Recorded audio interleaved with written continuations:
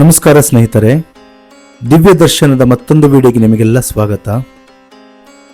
ಉಡುಪಿ ಜಿಲ್ಲೆಯ ನೀಲಾವರ ಎಂಬ ಪವಿತ್ರ ಕ್ಷೇತ್ರದಲ್ಲಿ ಸಾವಿರಾರು ಭಕ್ತರನ್ನು ಆಕರ್ಷಿಸುವ ಶ್ರೀ ಮಹತೋಬಾರ ಶ್ರೀ ಮಹಿಷಮರ್ದಿನಿ ಅಮ್ಮನವರ ದೇವಸ್ಥಾನವಿದೆ.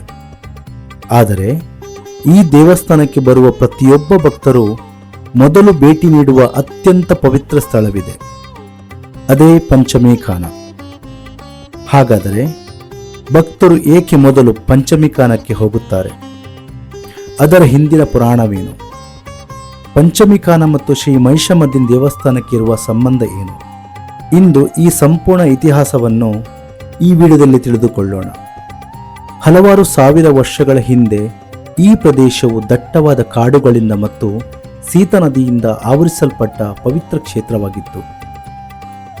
ಕ್ಷೇತ್ರ ಪುರಾಣದ ಪ್ರಕಾರ ಶಂಖಚೂಡ ನಾಗನಿಗೆ 5 ಪುತ್ರಿಯರಿದ್ದರು.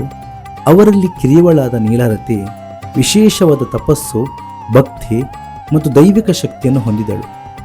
ಒಂದು ದೈವಿಕ ಶಾಪದ ಪರಿಣಾಮವಾಗಿ ಆ 5 ನಾಗಕನ್ಯೆಯರು ಭೂಲೋಕದಲ್ಲಿ ಜನ್ಮ ತಾಳಬೇಕಾಯಿತು. ಅವರಲ್ಲಿ ಕಿರಿಯವಳಾದ ನೀಲಾರತಿ ಈ ಪವಿತ್ರ ಸ್ಥಳಕ್ಕೆ ಬಂದು ತಪಸ್ಸು ನಡೆಸಿದಳು. ಆಕೆಯ ವಾಸವ ಸ್ಥಳವೇ ಇಂದಿನ ಪಂಚಮಿ ಕಾನ. ಈ ಸ್ಥಳವನ್ನು 5 ನಾಗಕನ್ಯೆಯರ ನೆನಪಿಗಾಗಿ ಅತ್ಯಂತ ಪವಿತ್ರವಾಗಿ ಪೂಜಿಸಲಾಗುತ್ತದೆ. ಸ್ಥಳೀಯ ಸಂಪ್ರದಾಯದ ಪ್ರಕಾರ ಪಂಚಮಿ ಕಾನ ಎಂಬ ಹೆಸರು 5 ನಾಗಕನ್ಯೆಯರೊಂದಿಗೆ ಸಂಬಂಧ ಹೊಂದಿದೆ.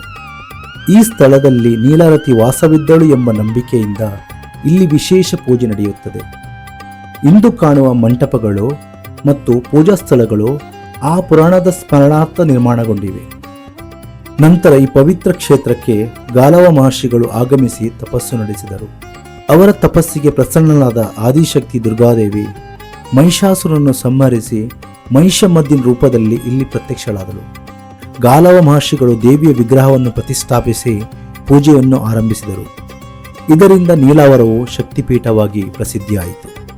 ಹಾಗಾದರೆ ಭಕ್ತರು ಯಾಕೆ ಮೊದಲು ಪಂಚಮಿ ಕಾನಕ್ಕೆ ಭೇಟಿ ನೀಡುತ್ತಾರೆ? ನೀಲಾವರ ಕ್ಷೇತ್ರದ ಒಂದು ವಿಶಿಷ್ಟ ಆಚರಣೆ ಎಂದರೆ ಭಕ್ತರು ಮೊದಲು ಪಂಚಮಿ ಕಾನದಲ್ಲಿ ಪ್ರಾರ್ಥನೆ ಸಲ್ಲಿಸಿ ನಂತರ ಶ್ರೀ ಮಹಿಷಮರ್ದಿನಿ ಅಮ್ಮನವರ ದರ್ಶನ ಪಡೆಯುತ್ತಾರೆ. ಸ್ಥಳೀಯ ನಂಬಿಕೆಯ ಪ್ರಕಾರ ಇದು ಕ್ಷೇತ್ರದ ಪುರಾತನ ಸಂಪ್ರದಾಯವಾಗಿದೆ. ಮೊದಲು ನಾಗಶಕ್ತಿಗೆ ಗೌರವ ಸಲ್ಲಿಸಿ ನಂತರ ಆದಿಶಕ್ತಿಯ ದರ್ಶನ ಮಾಡುವುದರಿಂದ ಪೂಜೆ ಸಂಪೂರ್ಣವಾಗುತ್ತದೆ.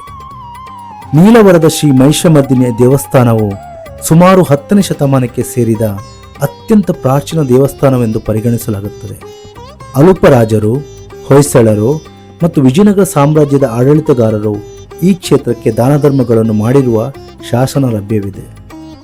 ಕ್ರಿಸ್ತಶಕ 1258ರ ಅಲುಪ ಅರಸ ವೀರಪಾಂಡ್ಯ ಶಾಸನ ಸೇರಿದಂತೆ ಅನೇಕ ಶಾಸನಗಳು ದೇವಸ್ಥಾನದ ಪುರಾತನತೆಯನ್ನು ದೃಢಪಡಿಸುತ್ತದೆ. ಇಂದಿಗೂ ಸಾವಿರಾರು ಭಕ್ತರು ತಮ್ಮ ಹರಕೆಗಳನ್ನು ಸಲ್ಲಿಸಲು, ನಾಗದೋಷ ನಿವಾರಣೆಗೆ, ಕುಟುಂಬದ ಕ್ಷೇಮಕ್ಕಾಗಿ ಹಾಗೂ ಜೀವನದಲ್ಲಿ ಶಾಂತಿ ಮತ್ತು ಸಮೃದ್ಧಿಗಾಗಿ ಪಂಚಮಿ ಕಾನಕ್ಕೆ ಭೇಟಿ ನೀಡುತ್ತಾರೆ. ಈ ಪವಿತ್ರ ಸ್ಥಳವು ಕೇವಲ ಒಂದು ಸ್ಮಾರಕವಲ್ಲ, ಇದು ನೀಲಾವರದ ಕ್ಷೇತ್ರದ ಆಧ್ಯಾತ್ಮಿಕ ಪರಂಪರೆಯ ಜೀವಂತ ಸಂಕೇತವಾಗಿದೆ. ಹಾಗೆ ಪಂಚಮಿ ಕಾನ ಮತ್ತು ಶ್ರೀ ಮಹಿಷಮರ್ದಿನಿ ದೇವಸ್ಥಾನ 2 ಪ್ರತ್ಯೇಕ ಸ್ಥಳಗಳಲ್ಲ. ಇವು ಒಂದೇ ದೈವಿಕ ಕಥೆಯ 2 ಪವಿತ್ರ ಅಧ್ಯಾಯಗಳು. ಒಂದೆಡೆ ನಾಗಶಕ್ತಿಯ ಅನುಗ್ರಹ, ಇನ್ನೊಂದೆಡೆ ಆದಿಶಕ್ತಿಯ ವಿಜಯ. ನೀಲಾವರ ಕ್ಷೇತ್ರದ ಮಹಿಮೆ ಈ 2ರ ಸಂಗಮದಲ್ಲೇ ಅಡಗಿದೆ.